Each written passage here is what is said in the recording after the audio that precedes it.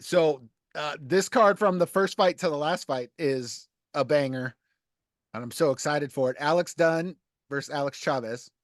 yep, the battle of the Alexes, Battle of the featherweight Alexes. out, leading off the card. Two good camps, Synergy, Team Peak MMA, trains with Mike and Cassie Chupa, Ron Pittman, James Duras down at Fight Quest. Alex is 1-0, 1-0. I just put it down. 1-1. No, Alex Dunn is 2-2.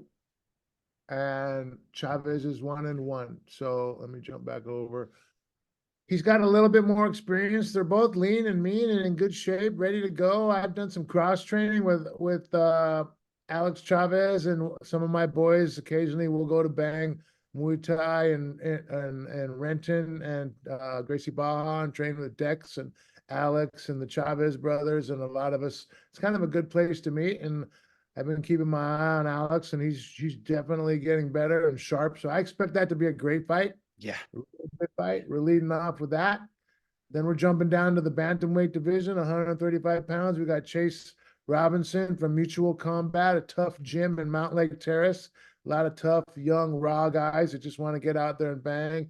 Chase Robinson, tough kid, can take punishment, can give punishment. Going against my kid, Leighton Toon from Royal MMA. Leighton's getting good, man. Leighton's coming off of that monstrous victory in his last fight. Coming off a good win, picking up some momentum. I threw him in deep against Andy Waters and Keith Huisman his first two amateur bouts. Yeah. Not only did I throw him in deep, I threw him in like the big surf and go, go. So Leighton started out 0-2. Now he's 2-3. And we want to get him back to 500. And everybody that trains with Leighton, they're like, and I'm talking, we're training with veterans like Justin Harrington and Albert Tadavosian and guys that have been around, and everybody's like, hey, that Leighton kid is good. Like, Leighton's 22. He's a baby. He's just getting going, but his movement and his angles are sharp, and I expect Leighton to go out there and demonstrate his skills. And of course, as his coach, no disrespect to Chase Robinson and Mutual Combat, but I expect my kid to perform and come out victorious. But Chase is going to challenge him and give us a good fight. So Chase is going to challenge him, and Chase coming off some losses. It's the opposite end of where Leighton used to be. Chase is going to come in hungry. He's going to want that win. So he's bringing the fight to Leighton, and we know Leighton's going to bring a fight like that. That is a great fight, the two of those guys as well. And Chase is not a quitter, and he's taking fights when, he wasn't with the best team and he didn't have the best training camps, and it was just kind of a raw kid that would went out there and take a fight. But now he's with a good team, Mutual Combat, and I expect Chase to be a good match for Leighton. But, I think it's my guy, so I'm biased. Yeah, fair. Not wearing my promoter hat right now. You're wearing your coach and your boy hat. I'm coaching my boy there a little bit. And then we got on next with the ladies leading it off. The amateur portion is Charlotte Champagne from Diaz Combat Sports. I really like her. And Amber Ortiz, that's your classic striker grappler. And we're going to see which one of those ladies impose their will. They both in their last fights that they fought for us looked great. Yes. Amber, Ed had said that was the best he had ever seen Amber. She just kept picking up Joanna, taking her to her side of the cage, dropping her on her head and whipping that ass. No disrespect to Joanna, but that's what happened.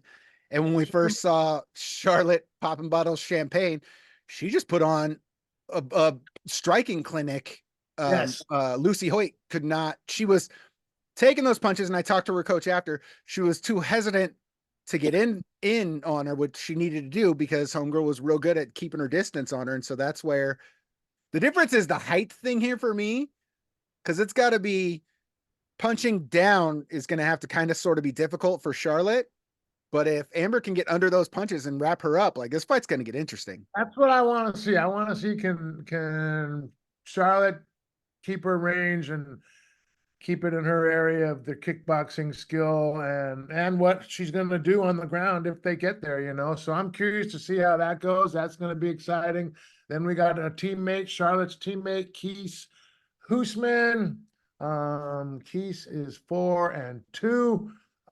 Diaz Combat Sports, I have the utmost respect for Ryan Diaz and that whole team and everything they're doing up there. Ryan is a trailblazer in mixed martial arts in the Pacific Northwest. He's got guys in the UFC and BFL and LFA and for Koga, he loves fighting for us, and I love working for him. Keith is super tough.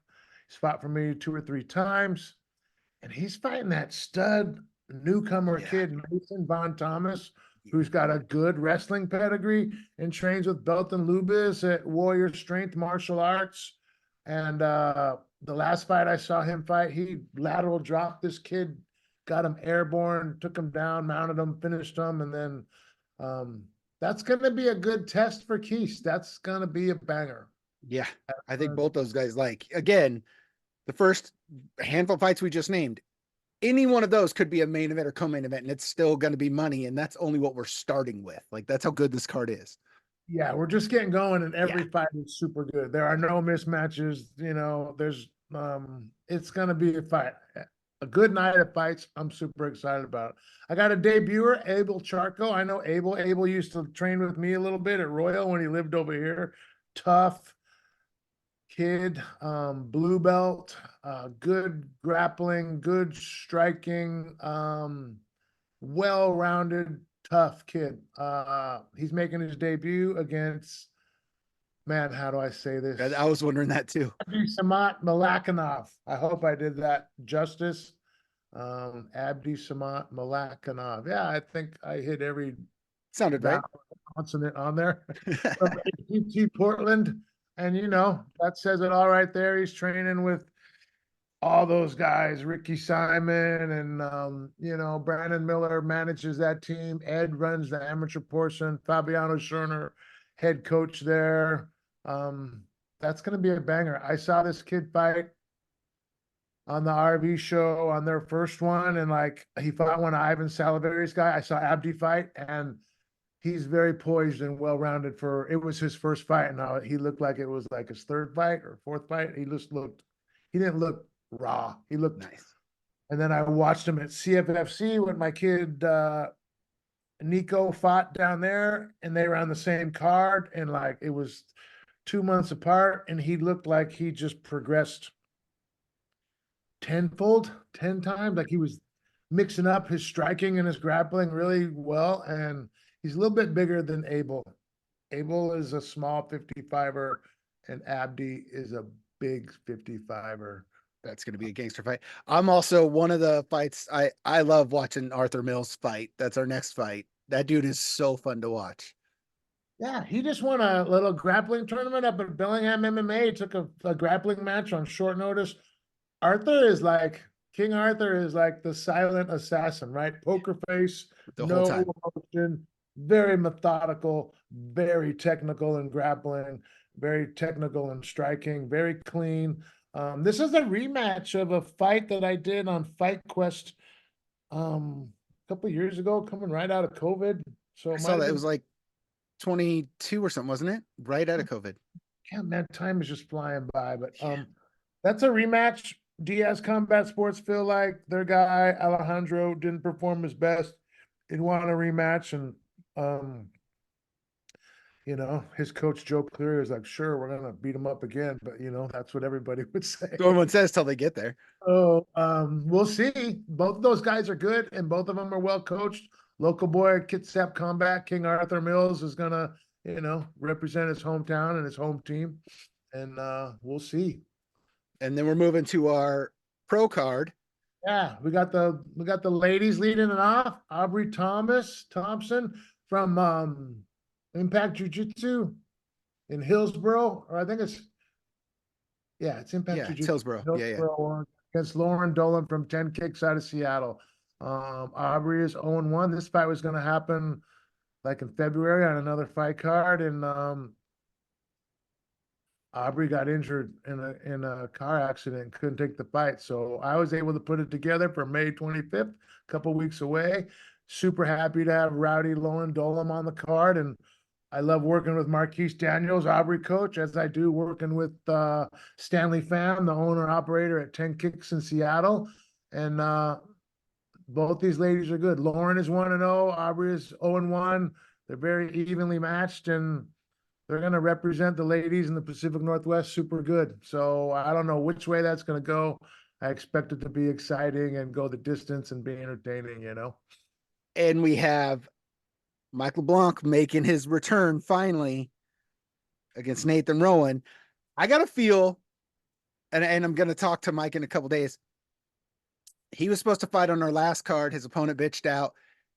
I kind of feel bad for Nathan because you think going through a training camp, not getting your fight, all of that's going to be in Mike, that anger of not getting to do that. And he's going to be bringing all that into this fight of wanting to put on a show, not getting to it that last one. He's going to be fucking angry. He's going to be excited to be putting on this fight. But Nathan, coming from ATT, he also knows how to fight, and he's going to want to look to spoil the party. That's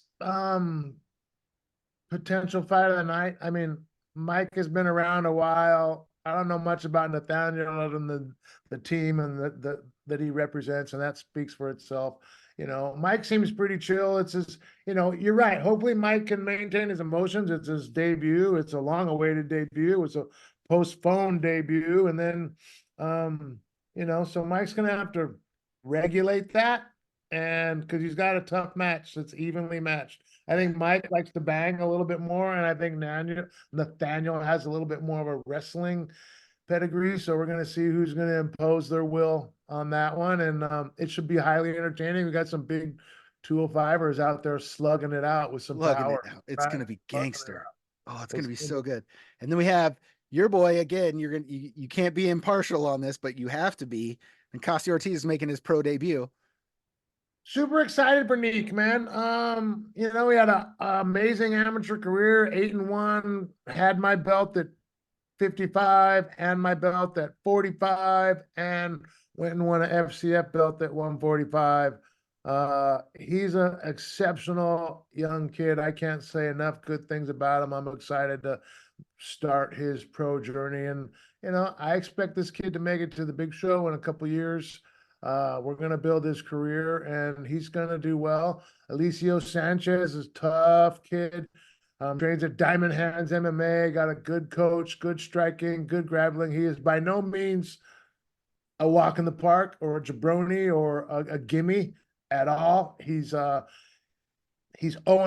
so he's hungry to get back on the winning track because he you know, the kid's a winner, and he trains with a good team over there, and he works hard, and it's going to be a good match. It's going to be a good test. Diamond Hands MMA?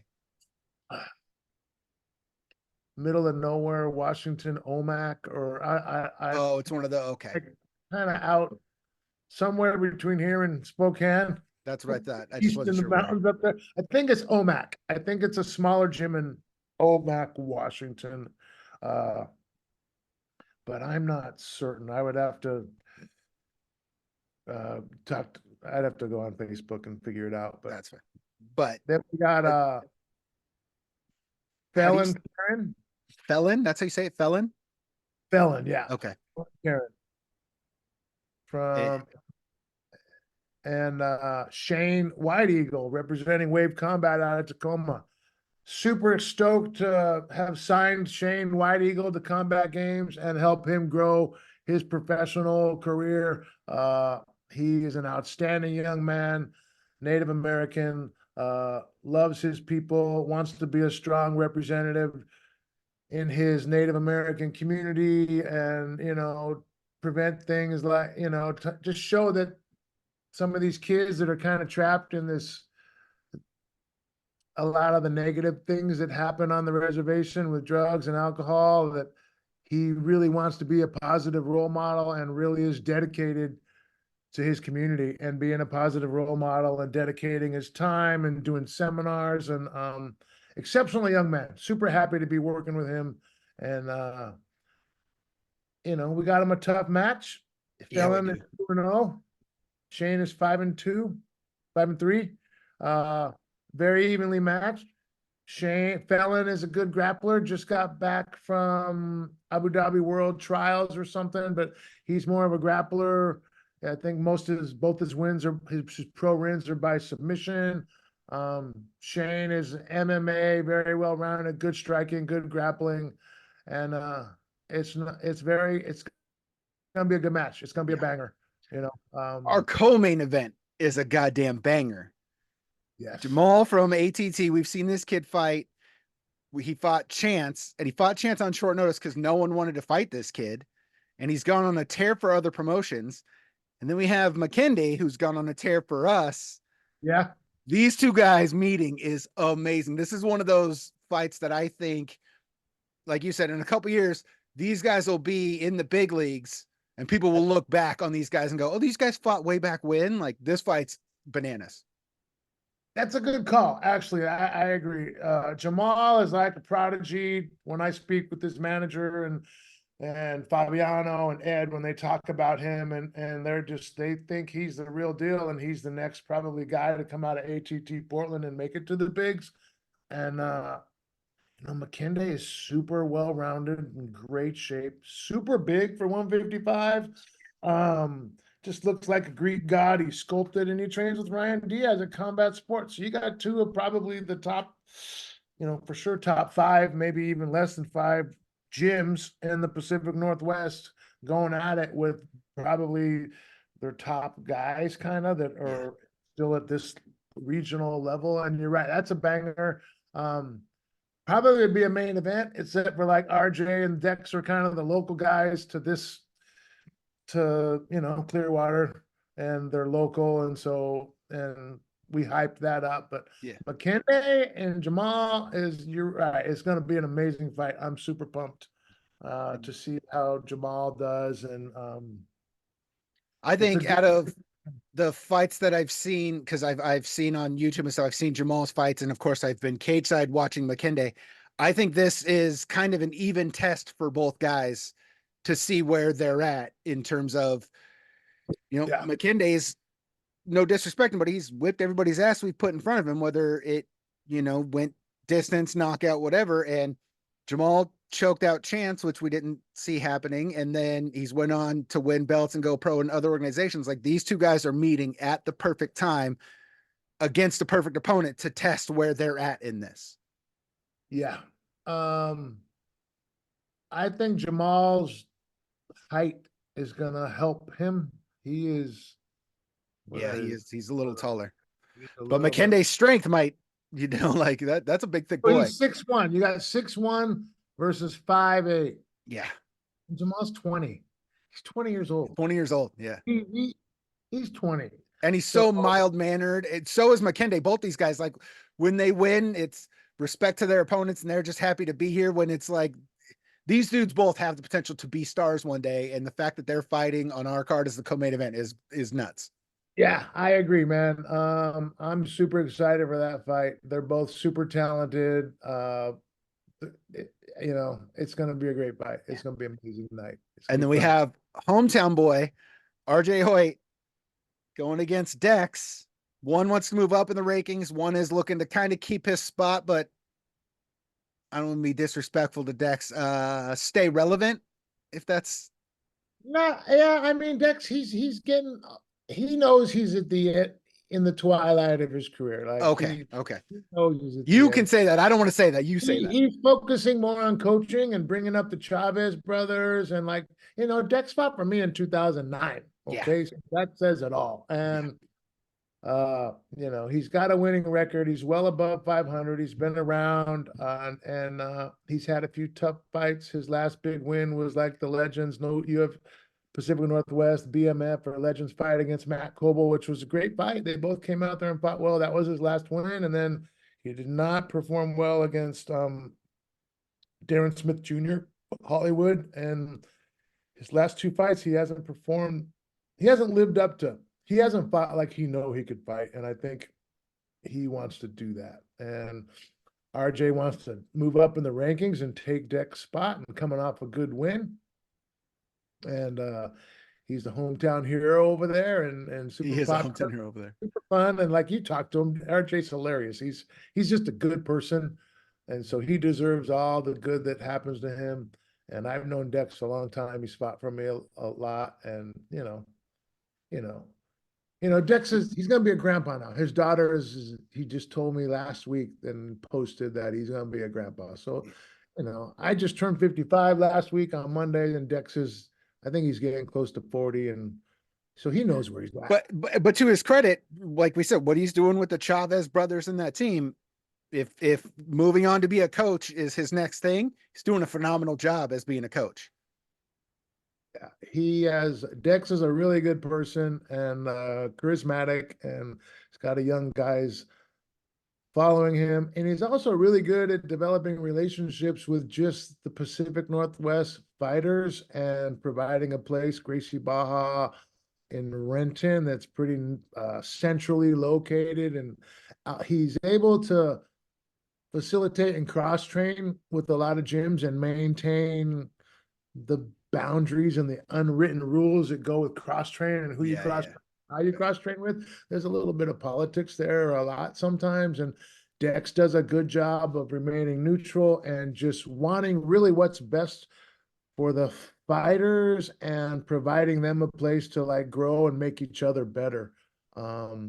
We've been going down there, my boys Nicasio and Layton, and Justin Harrington, who is a Pacific Northwest trailblazer, fought for many years, has been training with us, and him and Albert Tadavosi and guys that have been fighting for 10 years, and they're kind of on their last run type of thing. Yeah, fair. But they're providing a lot of knowledge to these young guys, to Nicasio and Layton and the Chavez brothers, and there's just a good group of guys.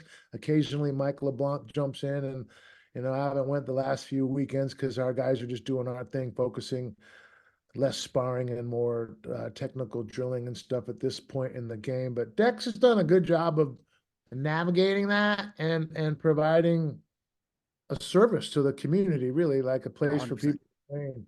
Yeah. And so that's really cool and not an easy thing to do in kind of an MMA.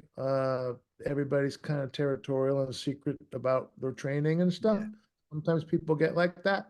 But RJ he's Mr. Rockstar, climbing trees, listening to Alice in Shades. Like, that dude puts on a party. It doesn't matter if he's fighting, climbing trees at his kid's baseball game. It's a party. Yeah. I love that kid, man. He's so great. That fight's going to be great too. Like, from first card to last fight, or first fight to last fight, this whole card is bananas. Like, you sent it to me the other day and I was just like, wait, what? Hold on. Just going through, this can't be right. Like, this is nuts. Yeah, it's going to be good. I went big, there's some other shows going on. There's a lot of shows going on. And then I just wanted to, keep representing the brand and just keep being the biggest and the best and put the best fight card out there and making sure that people feel like they got their money's worth, whether they're going to Clearwater Casino on May 25th or they're buying the live stream on COGA.tv for $19. Like, you're going to get your money's worth. It's going to be very entertaining. All your fights. I mean, we got 6 pro fights, and, that's probably more pro fights than any other local regional organization is putting on. Sometimes. And as you said, there's none of these fights are gimmies or we're just feeding a guy to a guy. Like, all of these are evenly matched or going either way. Like, these are all bangers. Yeah. Like, it's going to be a great event. We got 12 fights. It's going to be Saturday, May 25th at the beautiful Clearwater Casino. You're going to get your money's worth, whether you buy the stream or you go buy tickets. There's still about a couple hundred tickets left. We're about 3.5 weeks out. It will sell out probably in the next week or so. It's a stacked fight card. We got 6 amateur fights, probably the top amateur prospects in the Pacific Northwest and some of the top up-and-coming pros in the Pacific Northwest. We're just going to keep building it bigger and better. And then we'll have an announcement soon on a firm summer show date for July. I should probably have that by next week. We'll probably do another Zoom announcement. And then you're going to start hitting up these guys one by one and doing some individual interviews. And this one's back on COGA.tv. COGA.tv, yeah. Okay. Exactly. Hell yeah. Everything, don't do anything on Facebook. Go to COGA.tv, buy the stream there. You can even buy tickets there by clicking tickets, and you can buy tickets. It will send you to the casino link, but COGA.tv is the one-stop shop.